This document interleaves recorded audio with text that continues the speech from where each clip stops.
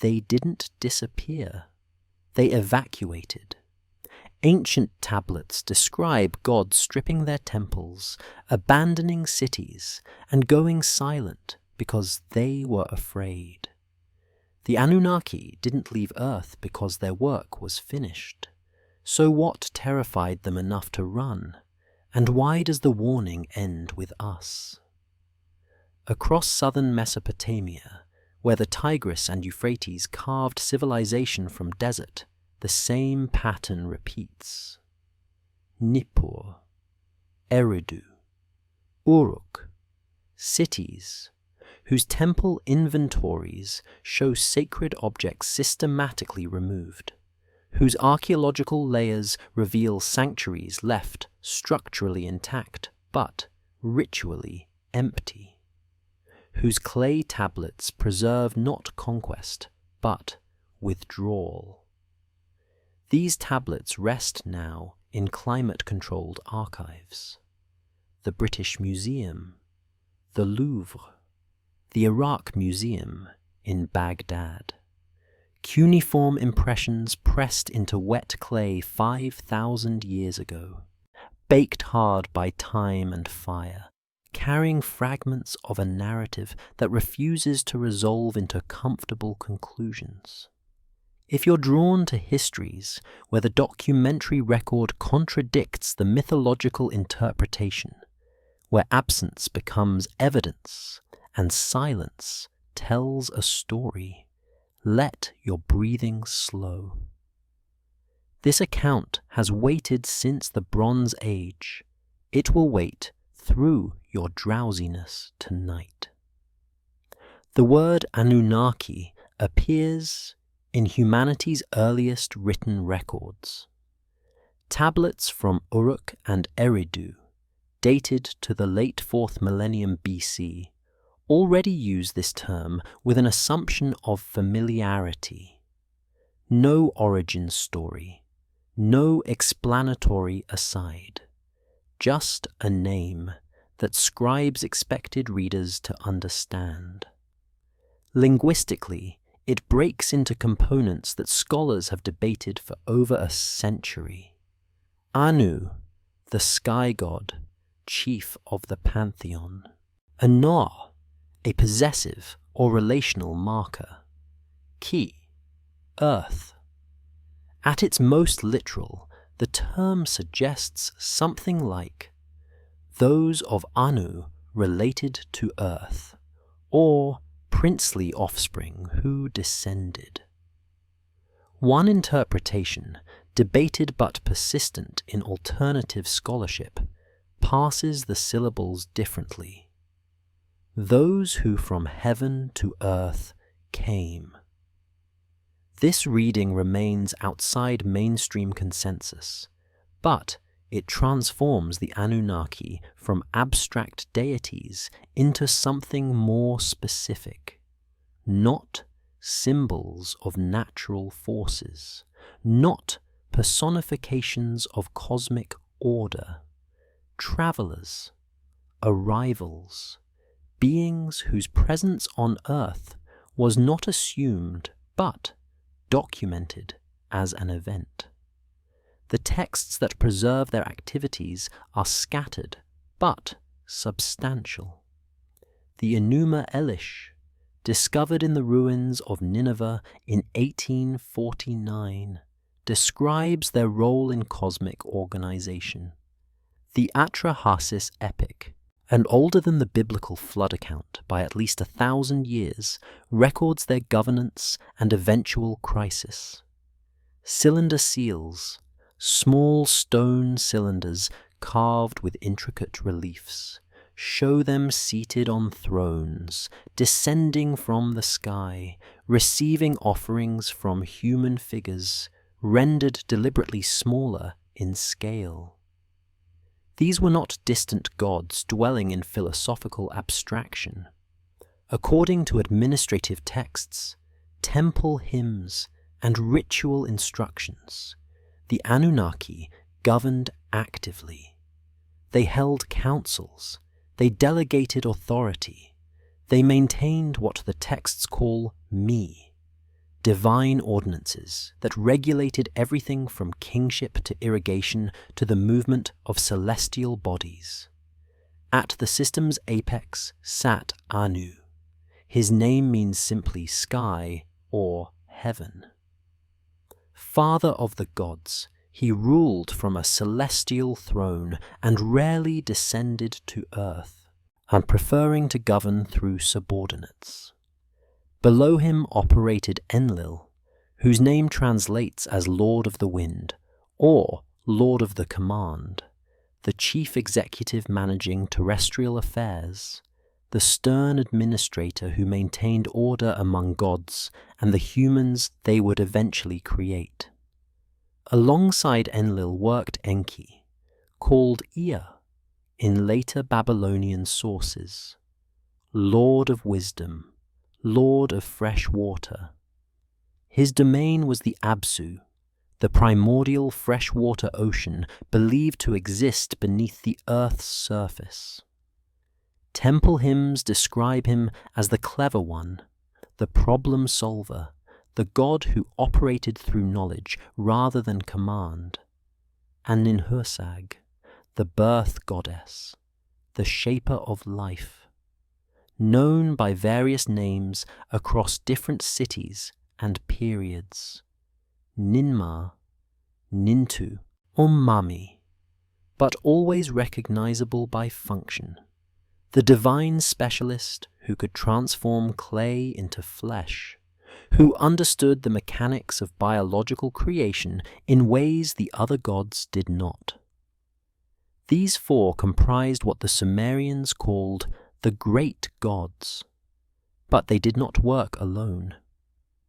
Below them served two categories of divine beings that the texts carefully distinguish: the Anunnaki proper, the princely gods, the decision-makers who sat in divine council and determined the fates of heaven and earth, and the Igigi, a term whose etymology scholars still debate, but whose function the texts make clear: the workers, the laborers, the divine underclass who performed the exhausting tasks that maintained cosmic order until they refused.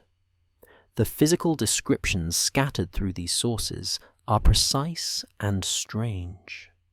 The gods tower over humans, as their height exceeding ordinary people by measures the texts record, but modern readers struggle to interpret. They emanate what Sumerian scribes called melamu, a supernatural radiance so intense that humans could not look upon them directly without preparation or protection. Their lifespans stretch across scales that defy easy categorization. The Sumerian king list records reigns measured in tens of thousands of years. Whether these represent literal durations or symbolic designations remains unresolved. But the scribes recorded them the way accountants record administrative facts, matter-of-factly, without fanfare, as if cataloguing any other bureaucratic detail. And then there is the question of origin. Where did they come from before they descended to Earth? Or later Babylonian astronomical texts reference a celestial body called Nibiru. The word translates roughly as crossing point or ferry, something that traverses or transits through the heavens. In mainstream academic interpretation, Nibiru refers to Jupiter, or possibly to an asterism marking the spring equinox, a navigational reference point for ancient sky watchers. But an alternative reading, most prominently articulated by researcher Zechariah Sitchin in 1976, interprets Nibiru as the Anunnaki's home world, a planet on an extreme elliptical orbit bringing it through the inner solar system every 3,600 years, creating periodic windows when interplanetary travel became possible. This interpretation is rejected by mainstream Assyriology and astronomy. Our scholars note that Sitchin's translations are idiosyncratic, that no such planet has been detected despite increasingly sophisticated outer solar system surveys, that the orbital mechanics would be unstable. The academic consensus is clear, and yet the interpretation persists. Not because the astronomical evidence supports it, but because it provides a framework for reading the texts literally rather than metaphorically. It asks, what if these were not creation myths, but historical records filtered through translation, recopying, and cultural transmission? What if the Anunnaki describe themselves accurately, and we've been interpreting their accounts as allegory when they meant them as documentation? The question matters because of what comes next, because the texts do not describe eternal divine rule. They describe a system under increasing strain. They describe crisis, rebellion, and catastrophic failure. They describe gods who once governed openly and then, suddenly and urgently, withdrew. And they describe what happened to the world when that withdrawal became permanent. The administrative records are clear. The lamentation texts are explicit. The archaeological layers confirm the pattern. The Anunnaki did not fade gradually into myth as human civilizations evolved. According to the sources humanity's first scribes left behind, they departed, deliberately, taking what they valued, leaving behind temples that would never receive their presence again. The question preserved in 5,000-year-old clay is not whether they left. It is why they left in panic. To understand the withdrawal, we must first understand the presence. Before empty temples, before silent skies, before religion transformed from interaction to faith, we must return to the moment when gods walked openly in the first cities. Humanity remembers building, and when their involvement in human affairs was not mythology, but recorded governance. The temple of Enki at Eridu was not built once. It was rebuilt 18 times. Each structure constructed directly atop the ruins of the one before, rising layer by layer across 3,000 years. Archaeologists excavating the site in the 1940s found something unexpected in the lowest levels. Votive offerings still in place. Clay figurines, stone tools, seals pressed into mud bricks, undisturbed, as if the builders had treated the earlier structures not as ruins, but as foundations too sacred to remove. What were they preserving? What presence did they believe still lingered in the clay? The tablets from Eridu describe the temple as the Abzu, the house of the cosmic deep. Not metaphorically. The texts state that Enki resided there, that he governed from there, that petitioners came to the temple and received counsel. Temple administrative records catalogue daily offerings, bread, beer, dates, meat, quantities specified, deliveries scheduled, accountants tracking what the god consumed. These are not mythological registers. They are logistical documents, the kind scribes produce when managing active supply chains for beings who require regular sustenance. In Uruk, temple hymns describe the goddess Inanna walking through the city at night, her radiance illuminating the streets. In Nippur, the sacred precinct of Enlil covered nearly 50 acres, its central ziggurat visible for miles across the floodplain. Cylinder seals show supplicants approaching gods seated on physical thrones, receiving judgment, offering tribute. The gods gesture, they hold objects, they occupy space. The archaeological record supports the textual one. Temples in Sumerian cities were not symbolic structures. They were economic centers, storage facilities, administrative hubs, the largest buildings in their cities by substantial margins, surrounded by workshops, granaries, and residential quarters for the priests who maintained them.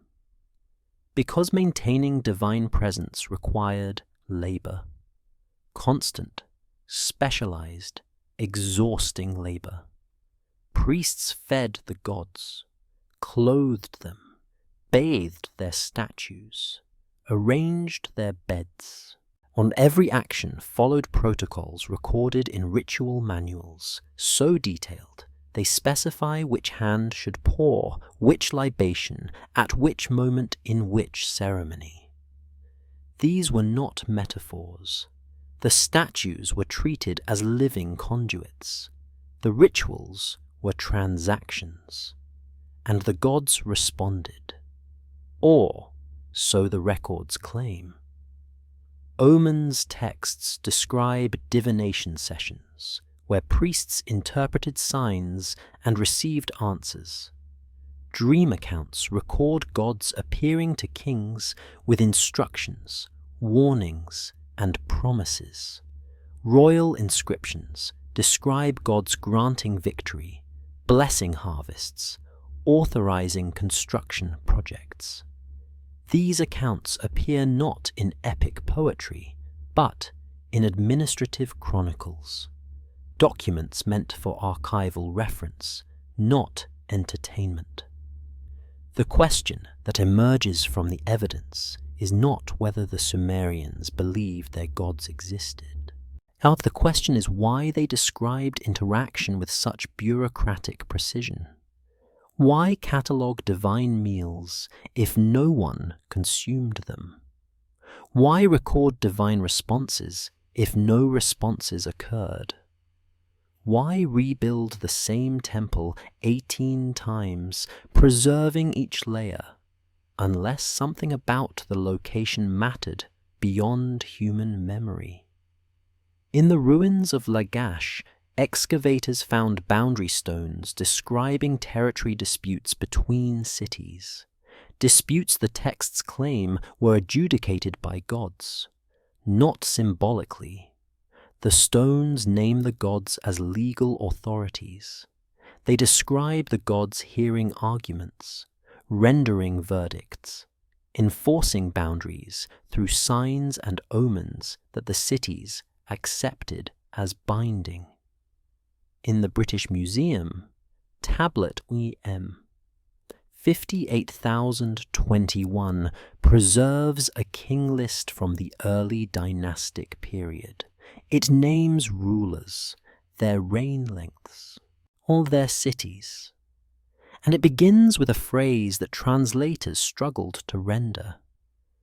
After kingship descended from heaven, not metaphorically descended, was lowered, as if kingship were an object transferred from one location to another.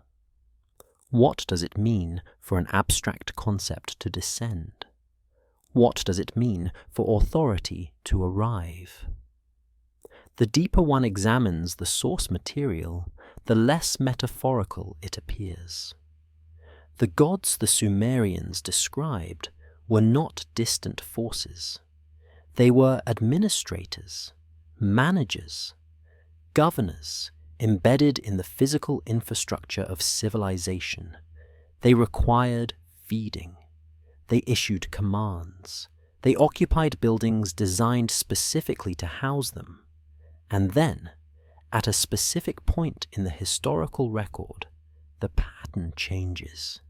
The offerings continue. The rituals persist. The temples remain maintained. But the responses cease. The omens contradict themselves. The dreams stop providing clear guidance. The administrative tone of the texts shifts from confident documentation to something closer to longing.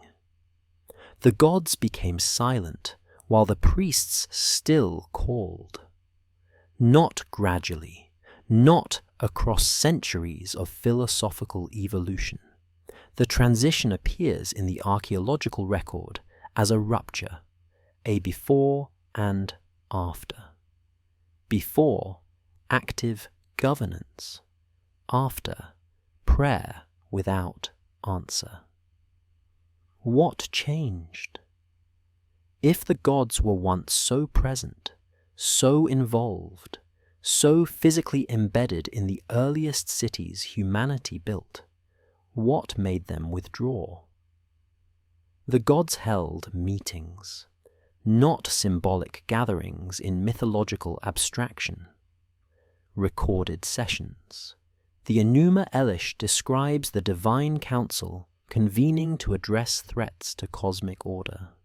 Tablet 11 of the Atrahasis epic preserves the agenda of a council meeting where gods debated the human population problem. These accounts include procedural details: who spoke first, who objected, how decisions were ratified, minutes from divine committee meetings, preserved in clay. The structure they describe is not theology, it is organizational hierarchy.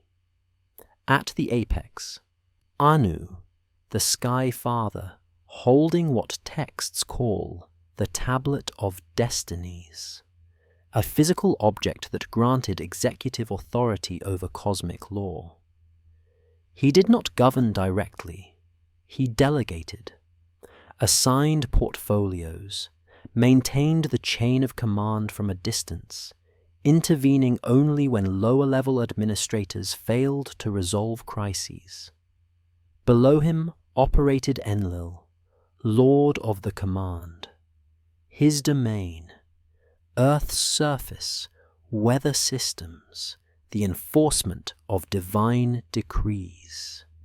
Temple hymns describe him as stern, inflexible, the god who punished violations of order without mercy.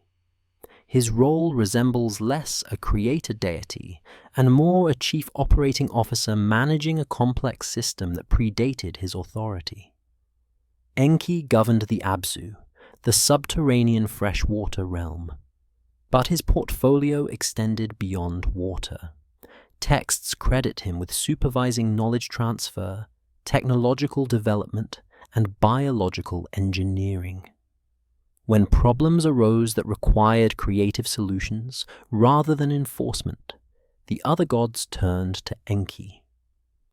His intelligence was administrative, not mystical. He solved problems the way engineers solve problems, through understanding mechanisms. And Ninhursag, the birth goddess, whose expertise the texts describe with unsettling specificity. She did not merely bless fertility, or she designed life forms. Cylinder seals show her at a workbench with clay and tools. Hymns describe her mixing materials, shaping prototypes, adjusting outcomes based on trial results. This is not creation ex nihilo. This is research and development. The texts preserve a term that appears repeatedly in administrative contexts: me, often translated as divine ordinances or cosmic laws, but the term functions more like operational protocols. The *me* were transferable, stealable. A goddess could acquire the me of kingship or literacy or warfare, and thereby gain control over those functions. They were not philosophical principles, they were administrative keys, which means the system required management, constant calibration, oversight, and labor. Enormous, unceasing labor. This is where the texts introduce a distinction that later theology erased: the Anunnaki versus the Igigi. The Anunnaki were the decision-makers, the council members, the gods whose names appear in king lists and temple dedications. But they did not perform the manual labor required to maintain cosmic infrastructure. That burden fell to the Igigi, a lower class of divine beings whose function the texts describe with uncomfortable clarity. They dug canals, maintained irrigation systems, cleared silt from river mouths, performed the exhausting, repetitive tasks that kept the cosmic order functioning. For what the tablets describe as 40 years, a span that may be literal or symbolic, but whose duration matters less than its implications. The Igigi were gods. But they were also workers, and workers, divine or otherwise. It can be pushed too far. The Atrahasis epic records their complaint with bureaucratic precision. The workload was crushing, the quotas impossible, the higher gods, comfortable in their temples, receiving offerings, delegating tasks, seemed unaware or indifferent to the strain accumulating below them in the system. So, the Igigi rebelled, not through chaos or violence, but through labor action. They threw down their tools, surrounded Enlil's temple, demanded renegotiation of terms. This is the moment when the divine hierarchy reveals its fragility. Because Enlil's response was not omnipotent correction, it was panic. He called an emergency council meeting. The crisis had to be resolved, not simply overridden. The gods needed their workers. The system depended on labor the Anunnaki themselves could not or would not perform. Hence Enki proposed a solution: create a new labor class. Beings intelligent enough to perform complex tasks, but subordinate enough to accept divine authority without rebellion. Biological entities that could sustain the system without requiring divine-level maintenance. Humanity, engineered as an administrative solution to a labor crisis. The tablets describe Ninhursag accepting the assignment. Describe her mixing clay with specific divine substances. Describe prototypes, iterations, adjustments. Describe success, and then describe the new workers deployed across Mesopotamia, maintaining irrigation, tending fields, performing the tasks the Igigi had abandoned. For a time, the solution held. The texts from this period describe stability. The temples functioned. The offerings continued. The divine administration resumed normal operations. But the texts also record something Enki warned about during the initial debates, something the other gods dismissed. Biological entities reproduce. and populations grow. And growth, unchecked, becomes its own crisis. The system the gods designed to stabilize their hierarchy contained the mechanism of its eventual collapse. Not immediately, not obviously, but the fragility remained. A population increasing beyond projected parameters. A labor force gaining complexity beyond its intended function. An administrative solution becoming, generation by generation, an administrative threat. The gods had solved one problem by creating another. And unlike the Igigi, who could be negotiated with, reasoned with, brought back into hierarchical order, humanity multiplied beyond the capacity of divine oversight to manage. What happens when even gods are forced to work and begin to rebel? The texts record the answer. They created subordinates. But what happens when the subordinates themselves become unmanageable? The rebellion lasted 40 years, or 40 days, or 40 work cycles. The Atrahasis epic uses a term whose temporal meaning has eroded through translation, but whose emotional weight remains intact. Too long. The Igigi had labored too long, borne burdens too heavy, maintained systems that benefited gods who never descended to inspect the conditions under which the work was performed. Then one night, they stopped. The tablet describes it almost bureaucratically. The Igigi set fire to their tools. They marched to Enlil's residence.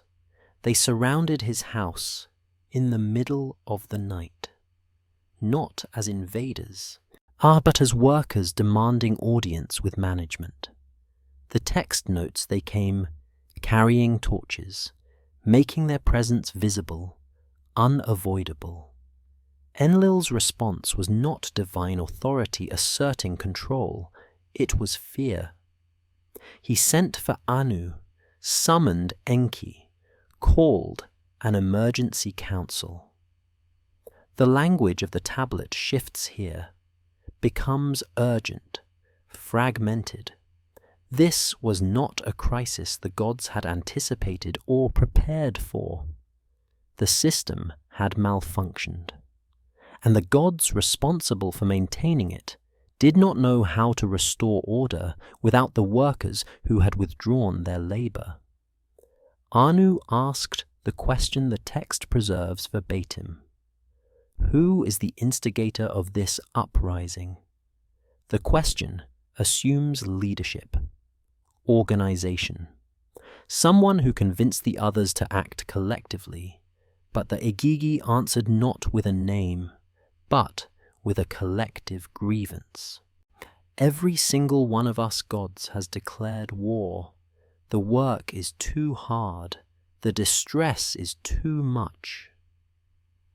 What does it mean when beings powerful enough to maintain cosmic infrastructure describe themselves as suffering? The council debated. Enlil proposed violence, crushing the rebellion through force, but Enki objected, not on moral grounds, on practical ones. The work still needed to be done. Destroying the workforce would not resolve the underlying structural problem. The gods needed labor, reliable, sustainable, subordinate labor. So Enki proposed creation, not as an act of generosity, but as an engineering solution. He called for Ninhursag, addressed her by another title, the text records, Mami, the birth goddess, the divine expert in biological design. and he described specifications. As the new beings needed to be intelligent enough to understand complex tasks, physically capable of sustained labor, able to reproduce to maintain population levels, but subordinate, controllable, lacking whatever quality allowed the Igigi to organize collective resistance. The text preserves her response. It is not possible for me to make things. Skills belong to Enki. She did not refuse. She clarified jurisdiction. Creation required collaboration. Enki provided the conceptual design. She would execute the biological implementation, but she needed materials. The materials the text describes are specific and disturbing. Clay. From the Absu, the subterranean waters Enki governed. Not ordinary clay. Clay mixed with what the tablet calls the flesh and blood of a god, not metaphorical substances. The text describes a god being slaughtered for this purpose. A deity named We-Ila, chosen, the tablet notes, because he had rationality. His blood was mixed with clay, his flesh incorporated into the material Ninhursag shaped. The language is procedural, clinical. She nipped off 14 pieces, placed 7 on the right, 7 on the left, summoned birth goddesses to assist, recited incantations over each piece, specifying form and function. 9 months later, the text gives a gestation period. The first humans emerged, not created instantaneously through divine command, gestated, born. The text describes them as Lulu, a term meaning primitive worker or mixed being. Mixed because they contained both earthly material and divine essence. Workers because that was their designated function. The tablets record immediate deployment. All the new beings were distributed to relieve the gods of their labor, assigned to fields, canals, construction projects. The divine administration resumed operations. The crisis resolved. For a time. The problem emerged gradually. So gradually, the texts suggest the gods did not notice until the pattern had become irreversible. The new workers reproduced as designed, but they reproduced faster than projected, each generation larger than the last. Population expanding geometrically rather than stabilizing at sustainable levels. Within, the text is vague here, 1,200 years. Humanity had multiplied to the point where the tablets describe the gods as overwhelmed. Not by rebellion this time, by sheer numbers, by density, by presence. The Akkadian term the text uses is rigmu. Our translators render it as noise, but linguistic analysis suggests it means something closer to disturbance or disorder. Not literal sound, but systemic disruption. Too many humans requiring too many resources, generating too much unpredictable activity for divine administration to manage effectively. The solution designed to stabilize the system had destabilized it differently. Because humans were not like the Igigi. They did not organize formal rebellions or present collective grievances to divine councils. They simply existed, multiplied, spread, consumed resources, generated complexity, became generation by generation, less controllable, less predictable, less aligned with the functions they had been created to perform. The gods faced a new problem, one Enki's engineering had not anticipated. Ninhursag's design had not accounted for. They had created beings capable of maintaining order, but they had also created beings capable of overwhelming it. If humans were created to solve a problem, why did they so quickly become one? The gods could not sleep. That is how the Atrahasis epic describes it, not metaphorically. The tablet states that Enlil could not sleep because of the noise. Translators defaulted to the obvious interpretation. Humans had become too loud. Too many voices, too much activity, too much sound disturbing divine rest. But the Akkadian term is rigmu, and rigmu does not mean noise. Linguists examining the word's usage across Mesopotamian literature found it appears most frequently in administrative contexts, legal disputes, border conflicts, marketplace disruptions, situations where the term describes not volume but disorder, social chaos, systems operating outside expected parameters. When a city's rigmu increased, it meant governance was failing. When a temple reported rigmu, it meant rituals were being performed incorrectly or at improper intervals. The term signified loss of control, not acoustic disturbance. So when the tablets describe humanity's rigmu reaching levels the gods could no longer tolerate, they are not complaining about loudness. They are documenting systemic breakdown. The evidence appears in temple economic records.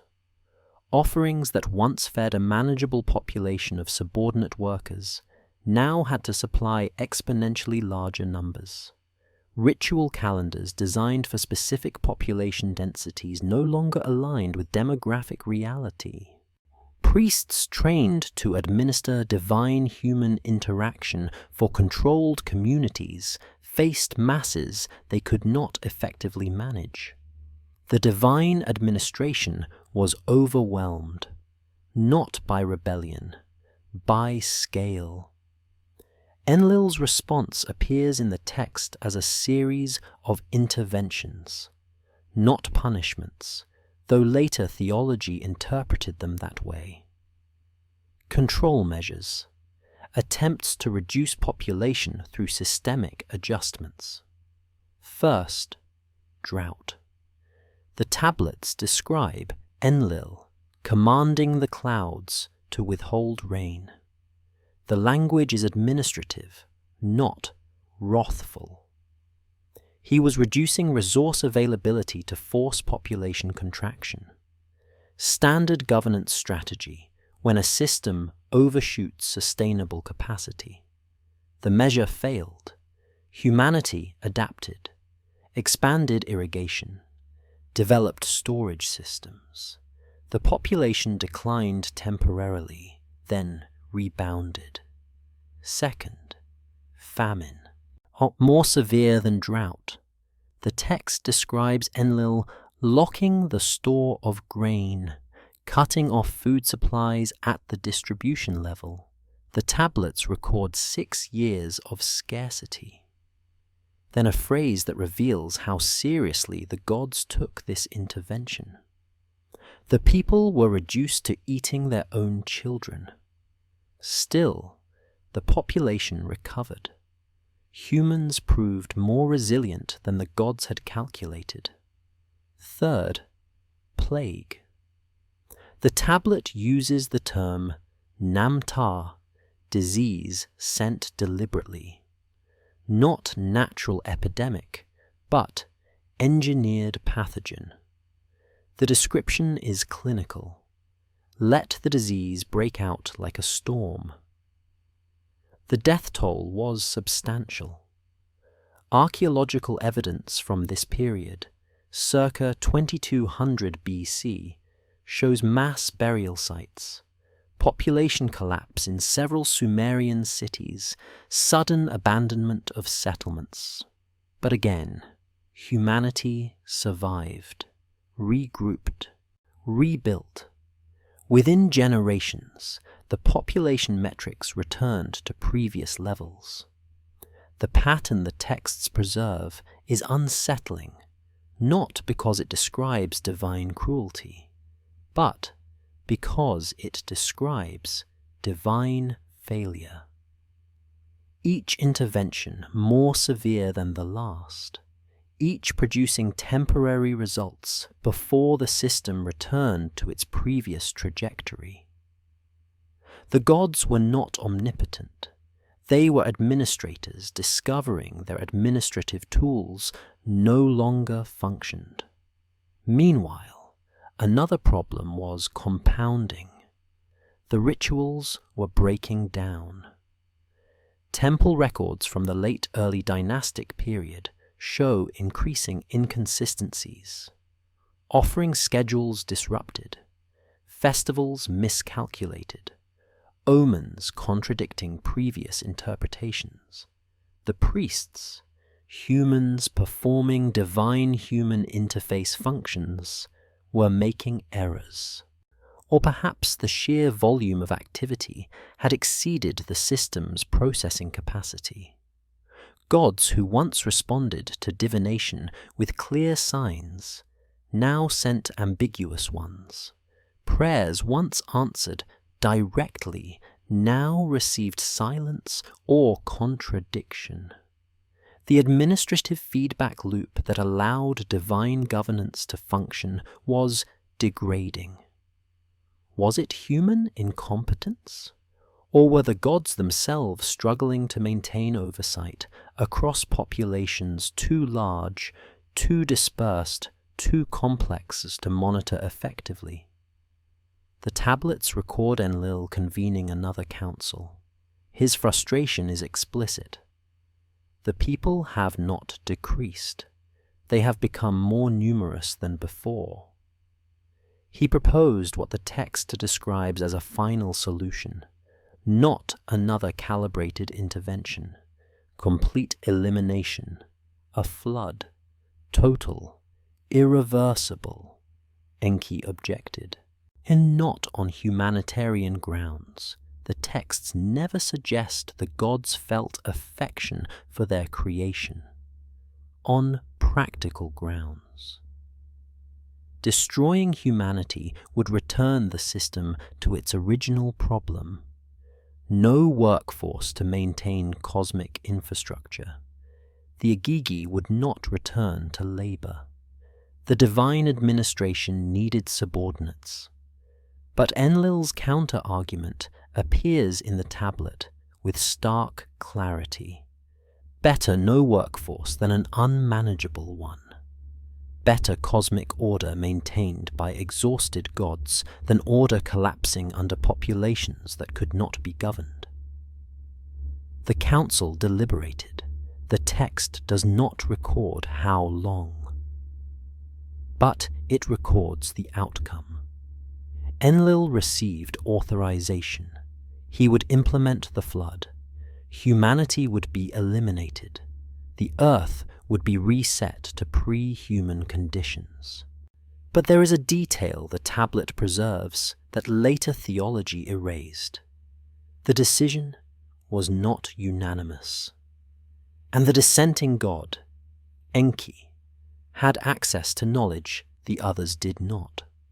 Knowledge about how systems collapse, and knowledge about how to preserve elements worth salvaging before collapse becomes total.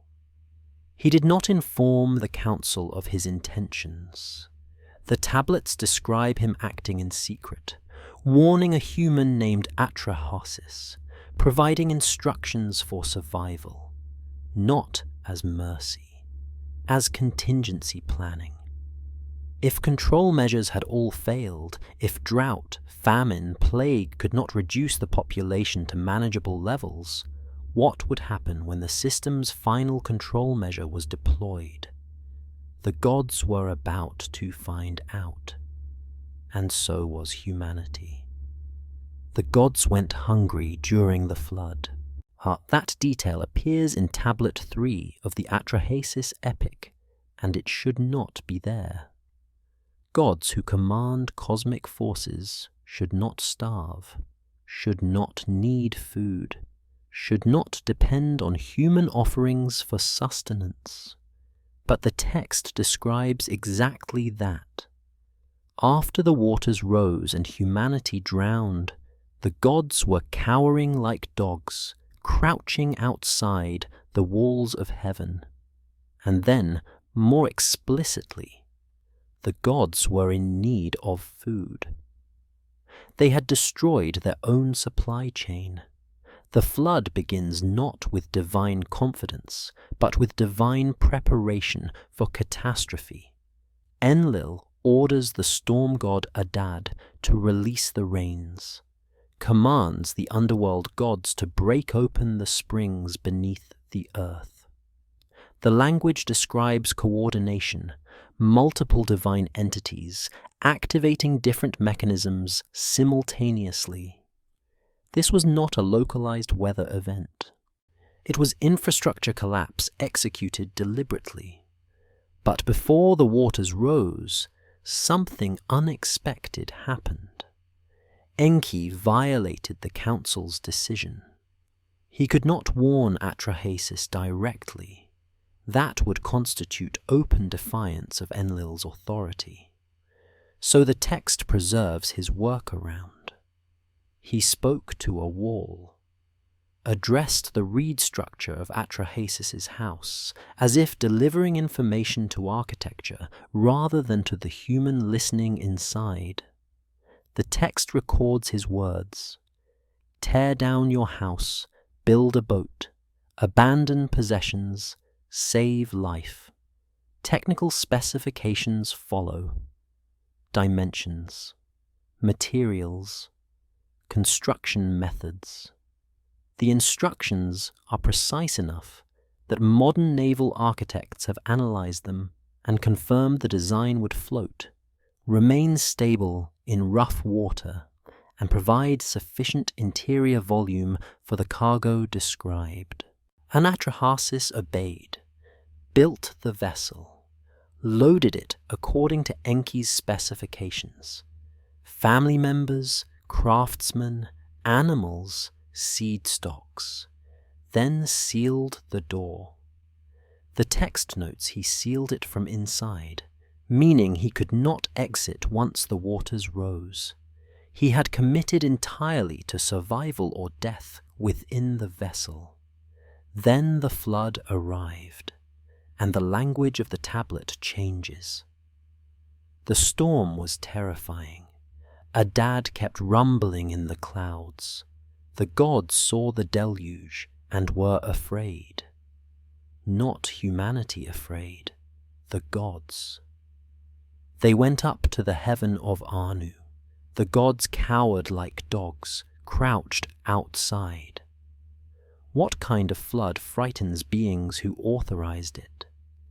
The text describes the gods fleeing to the highest heaven, not as rulers observing their judgment's execution, but as refugees escaping forces they could no longer control. They huddled. They wept. The birth goddess Mummy, who had shaped humanity from clay, cried out like a woman in labor, "How could I speak evil in the divine assembly? How could I agree to annihilation of my people?" Not her creation, her people. The term implies relationship, responsibility, and regret that it came too late to reverse the decision. For 7 days and 7 nights, the waters rose. The tablet describes them covering everything, reaching heights where even the gods could not see. Then a phrase that should be impossible. The gods were in need of food because no offerings could be made. They were starving, literally, because humans, the beings they had created, controlled, attempted to eliminate, were the source of divine sustenance. The offerings, the rituals, the temple economics that fed the gods had been destroyed along with the population that maintained them. When the waters finally receded, Atrahasis' vessel grounded on a mountain. He opened the hatch, released a dove, a swallow, a raven. The raven did not return, evidence that land had re-emerged. Atrahasis descended, built an altar, prepared an offering. The text describes what happened next with devastating clarity. The gods smelled the savor. The gods gathered like flies over the sacrifice. Like flies. Not as dignified recipients of worship, as desperate, hungry beings swarming toward the first food source available after prolonged deprivation. Enlil arrived, saw the survivors, saw the boat, realized Enki had intervened. His rage dominates the next section of the tablet, but his rage was not omnipotent correction. It was the fury of an administrator whose plan had failed, whose authority had been circumvented, who now faced a system he could not fully control. Enki's response is recorded verbatim. He did not apologize. He argued. How could you, unthinking, bring on a flood? Punish the wrongdoer for his wrongdoing, punish the transgressor for his transgression, but do not cut off entirely or things will collapse. The argument was structural, not moral. Total elimination was administratively unsound. The system required human labor. Destroying humanity meant destroying the infrastructure that sustained divine governance. Enlil had no counter-argument. The gods were hungry. The temples were empty. The rituals had ceased. The flood had proven Enki's point more effectively than any debate could. So a compromise was reached. Humanity would be allowed to survive, but controlled. Birth goddesses would cause some women to be infertile. Demons would claim some infants. Disease would maintain in population pressure. The new arrangement would prevent another crisis of overpopulation while preserving enough humans to maintain offerings. The system was re-established, but it was not the same system. Something fundamental had broken, because the gods had revealed their dependence, had shown fear, had fled, had starved, had compromised not from mercy, but from need. The hierarchy still existed on paper, but the existential authority, the assumption of divine self-sufficiency, had fractured. After the flood subsided, after humanity rebuilt, after the temples resumed operations, why didn't the gods return as before?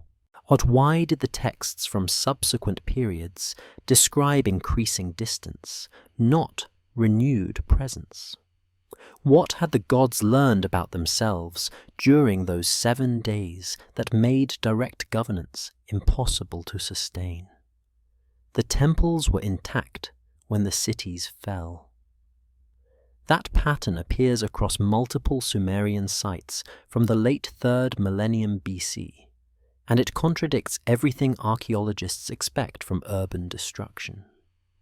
When invading armies sack cities, they target temples first, loot the wealth, desecrate the sanctuaries, shatter the statues. When natural disasters strike, temples collapse along with residential quarters. But at Ur, Nippur, Eridu, and Lagash, excavators found something else. Temples standing empty, structurally sound, ritually abandoned. The evidence begins with the Sumerian Lamentations, a collection of texts composed after the fall of these cities, describing not military conquest, but divine departure. The lamentation over the destruction of Ur opens with a phrase translated as, "The god has abandoned his chamber." Not metaphorically, the text describes the patron deity Nana, physically leaving his temple before the city's destruction. The language is procedural. He has left the city like a bird left its nest. Then, more specifically, Nana has abandoned his cherished Ekishnugal, the name of his temple complex. The text describes him departing to a place unknown, carrying nothing, accompanied by other deities who also withdrew from their sanctuaries. Then the city fell. But the sequence matters. Departure first, destruction second. The lamentation over Sumer and Ur expands the pattern. It describes multiple gods abandoning multiple cities in coordinated fashion. Enlil leaving Nippur, Enki leaving Eridu, Inanna leaving Uruk. The text uses identical phrasing for each. The god abandoned his temple, not fled in panic during attack, abandoned in advance of catastrophe. Archaeological evidence supports the textual account in ways that are difficult to dismiss. At Ur, excavations in the 1920s revealed the temple district's innermost sanctuaries had been deliberately sealed, not barricaded against invasion, sealed from within as if preserving rather than defending. No signs of forced entry, no evidence of looting. The sacred chambers were empty, not because conquerors had stripped them, but because someone had removed the contents before arrival of any threat. Temple inventories from earlier periods catalogue extensive holdings, gold and silver cult statues, ceremonial vessels, ritual objects, records inscribed on precious materials. None of these items appear in the archaeological record of the destruction layers. They vanished before the cities fell. At Nippur, the Ekur, Enlil's temple, shows the same pattern. The ziggurat remained structurally intact through the crisis period. But the temple's most sacred inner chamber, the room where Enlil's statue should have resided, was empty when excavators reached it. The surrounding chambers contained offering tables, ceremonial equipment, administrative archives. But the central cult statue, the physical representation that received offerings and channeled divine presence, was gone. This is not how conquests work. Invaders destroy symbols of enemy gods. They do not carefully remove them for safekeeping. They do not leave temple infrastructure intact while eliminating only the most sacred objects. Meanwhile, At Eridu, archaeologists documented 18 successive temple rebuildings over 3,000 years. Then abrupt abandonment. The final temple structure shows no signs of violence, no fire damage, no structural collapse, just cessation of activity. Offerings stopped, maintenance ended. The building stood empty until sand eventually buried it. The pattern repeats across southern Mesopotamia during a narrow time window, roughly 2100 to 2000 BC. Multiple cities, or multiple temples, same sequence. Gods leave, carrying or arranging removal of sacred objects. Cities lose divine protection. Destruction follows, sometimes military, sometimes environmental, sometimes unclear, but always after, never before, the divine withdrawal. The Lamentations describe this as planned. Enlil called the storm that annihilates the land he called. The phrasing suggests authorization, not victimhood. Enlil did not flee disaster. He initiated it.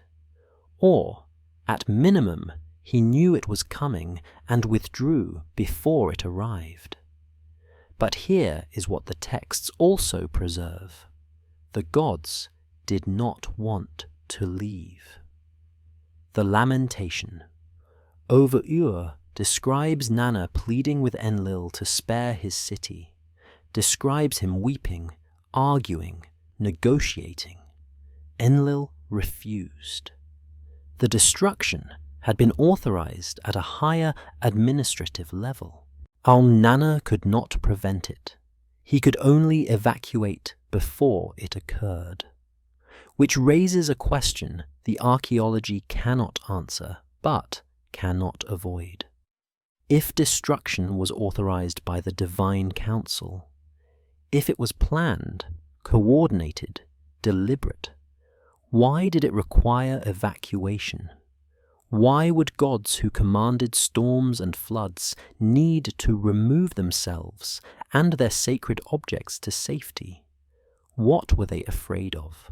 What force had they set in motion that required even divine administrators to withdraw to secure locations? The texts do not explain. They preserve only the sequence. Departure, then destruction. Divine absence, then urban collapse. And across the following centuries, a silence that never fully resolved. Priests continued maintaining the empty temples, performing rituals to absent gods, making offerings that received no response.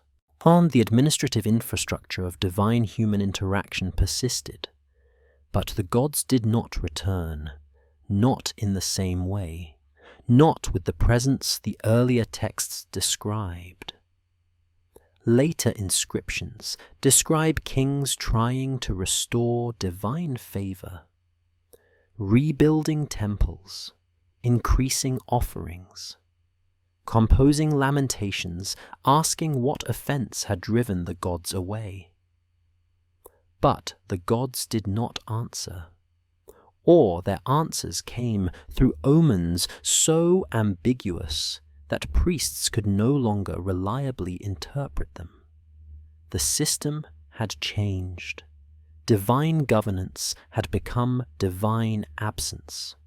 And that absence was not temporary sanctuary from localized disasters. It was permanent relocation. Why would gods evacuate their own temples unless something worse was coming? Not worse for the cities. Those could be rebuilt. Not worse for humanity. Populations recover. Something worse for the gods themselves. the priests were watching the wrong sky. Babylonian astronomical diaries from the 7th century BC preserve observations recorded nightly for over 700 years. Lunar eclipses, planetary positions, meteor showers, comets. The data is precise enough that modern astronomers use it to calibrate ancient chronologies. But embedded in these technical records are notes that don't describe celestial mechanics. They describe fear. Venus did not appear. Mars stopped and turned back. A star fell from its place. These are not poetic descriptions. They are observational anomalies logged by trained specialists whose careers depended on accuracy. Events that violated expected patterns. Celestial behavior that should not occur if the cosmos operated according to stable principles. And the diaries link these anomalies directly to earthly catastrophes, crop failures, epidemics, dynastic collapses. The assumption was not superstition. It was administrative necessity. If heaven was the domain of the gods, then irregularities in heaven signaled divine distress. The Enuma Anu Enlil, a compilation of 70 tablets cataloguing thousands of omens, systematizes this relationship. If Mars approaches the Pleiades, the king will die. If Jupiter stands still, there will be prosperity. The omens don't suggest that planetary movements cause earthly events. They suggest both are governed by the same divine administration. Disruption above means disruption below, which makes celestial irregularities not predictions, but symptoms. The term Nibiru appears in these astronomical contexts. Our mainstream scholarship interprets it as a reference to Jupiter, or possibly to Marduk's celestial manifestation, a bright star or planet marking the spring equinox crossing point. The word translates as ferry or crossing, referring to something that transits predictably through the sky, providing navigational orientation for both celestial and earthly calendars. But some texts describe Nibiru differently, not as a reference point, but as a return. The Enuma Elish mentions Nibiru in relation to cosmic ordering after Marduk's victory over chaos. Later astrological texts describe it as something that crosses at intervals, disrupting established patterns before restoring them. Alternative interpretations, most famously articulated by Zecharia Sitchin, propose Nibiru as a planetary body on an extreme elliptical orbit, returning periodically to the inner solar system. This reading is rejected by astronomers. No such object has been detected. The orbital mechanics would be unstable. The gravitational effects would be catastrophic. But the texts preserve something historians rarely connect: celestial warnings coinciding precisely with the period of divine withdrawal. Between 2200 and 2000 BC, the exact window when the Lamentations describe gods evacuating temples, astronomical records show unusual activity. Multiple lunar eclipses in rapid succession, planetary conjunctions that occurred outside calculated expectations.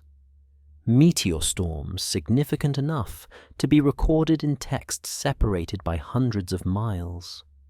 Was this correlation, Or were the gods responding to information humans could observe but not interpret? Os the Enuma Elish describes creation as cosmic ordering. Marduk defeats Tiamat, primordial chaos, and establishes the heavens according to law. The sun, moon, planets assigned their paths. The calendar fixed. Order imposed on disorder. But order is not permanent. It requires maintenance. And maintenance assumes administrators capable of performing it. What happens if heaven itself becomes disordered? If celestial mechanics drift from established parameters? If the cosmic infrastructure the gods designed begins malfunctioning? The priests watching the sky were not looking for planets. They were monitoring the gods' domain for signs of instability. And during the centuries when divine presence withdrew from earth, the sky itself behaved strangely. Or if heaven was unstable, if the gods' own realm was experiencing disruption, could they still rule from it? Or were they withdrawing not because earth had become ungovernable, but because heaven had? The rituals continued for 800 years after the gods stopped answering. Temple records from Babylon, dated to the 1st millennium BC, show priests performing the same ceremonies their predecessors had conducted when divine presence was active. Daily bread offerings, libations at prescribed hours, incantations recited in the correct sequence. But the responses, the signs, the omens, the dreams had become unreliable or absent entirely. A tablet from the reign of Nebuchadnezzar describes priests consulting multiple oracles about the same military campaign. One omen indicated victory, another predicted defeat, and a third suggested postponement. The king proceeded anyway, without divine guidance, relying on human strategy instead of celestial authorization. This was new, or rather, this had become normal. Earlier texts describe kings receiving direct instructions from gods in dreams. Hammurabi's law code opens with an image of the king receiving laws from the sun god Shamash. Gudea of Lagash recorded detailed architectural plans delivered by Ningirsu in a vision so specific it included measurements. These were not vague spiritual experiences, they were data transfers. But by the Neo-Babylonian period, divine communication had degraded into interpretation of ambiguous signs. Priests examined sheep livers for abnormalities, watched birds for flight patterns, analyzed smoke from sacrifices, and they were improvising interfaces for a system that no longer provided clear outputs. The language of prayer changed. Early Sumerian hymns address gods as present administrators. Enlil, you who command. Later Babylonian prayers shift to petitions directed at absent authorities. Wherever you are, turn your face toward me. The verb tenses reveal the transformation from certainty of presence to hope for attention. Meanwhile, across the Mediterranean, a parallel shift was occurring. In Greece, the age of heroes, demigods born from divine human unions, ended. The gods withdrew to Olympus, becoming distant arbiters rather than active participants.